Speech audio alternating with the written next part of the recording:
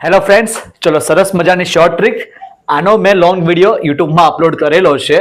તેમ છતાં જો આ પ્રકારના ક્વેશ્ચન્સ ઓબ્જેક્ટિવ સ્વરૂપે પૂછાય તો કઈ રીતે આનું સોલ્યુશન લાવવું.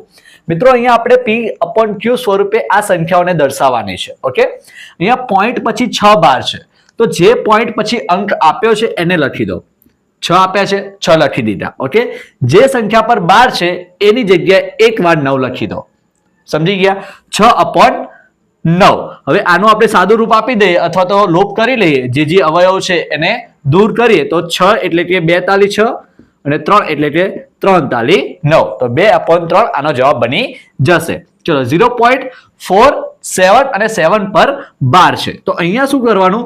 જે સંખ્યા આપી છે એમાંથી જે સંખ્યા પર 12 નથી એટલે કે 4 ઉપર નથી એને બાદ કરી લો. તો 47 માંથી 4 જાય તો 43. બરોબર.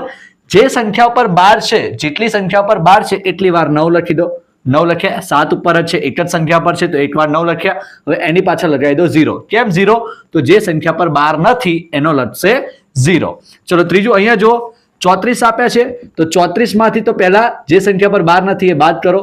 3 બાદ થશે તો આવશે 31. રાઈટ. હવે 31 ના છેદમાં શું રહેશે? તો જે સંખ્યા પર 12 છે એટલી વાર 9 લખો, જેટલી વાર 12 નથી એટલી વાર 0 મૂકી દો. ચલો, આનો જવાબ કોમેન્ટમાં જણાવો. Thank you.